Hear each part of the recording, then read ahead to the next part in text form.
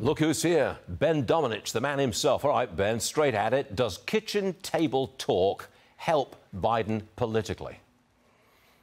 Well, first I have to apologize for not wearing my Batman outfit. I didn't know that we were doing that this morning. But I do have to say, I think that when it comes to the kind of issues that we're talking about here, that previous segment actually said something very deep about the nature of America's concerns at this moment. If you don't have confidence in the future, you look to the past, you look to nostalgia. And I think that a lot of people are nostalgic for a time when they didn't have the kind of concerns that they have today about the nature of inflation, the nature of our economy, where they had confidence in its fundamentals.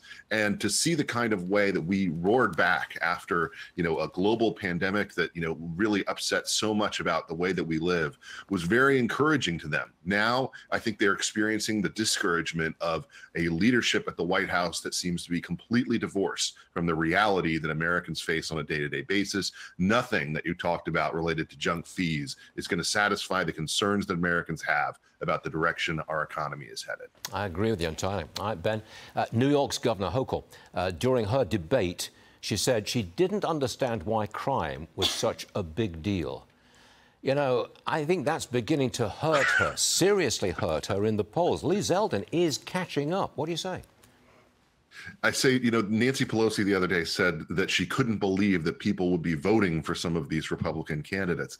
And I think that when you look at the way that Democrats are out of touch in this moment, it extends to every aspect of this. It extends to the inflation side of this, the crime side of this, the border side of this. When you have, the equivalent of an hour's worth of people at Eagle Pass, Texas, go to Martha's Vineyard and they say they can't handle it, it's a sign of how out of touch they are with the real problems that Americans are facing. And I think that what we are going to see after this coming wave in November, and you know how bullish I am about it, Stuart, I think that we are going to see the conversation immediately shift to whether Joe Biden should really commit to running again for the presidency, given how badly things are going. They're trying to reframe the debate on inflation, and they're trying to reframe the debate on crime. I noticed that Speaker Pelosi wants the Democrats to be the party of public safety.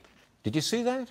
Now, I don't think you can manage that kind of... That's head spinning to turn around like that. It's a total 180, and you can't do that kind of turnaround overnight. And that's what I think is going to confront Democrats after this election, especially as they grapple with the fact that the communities most concerned about crime often include the many urban communities, including minority voters that they have traditionally thought of as automatically being part of their coalitions. That's not going to be the case anymore without a 180-degree change away from the ridiculous progressive policies that they have pursued.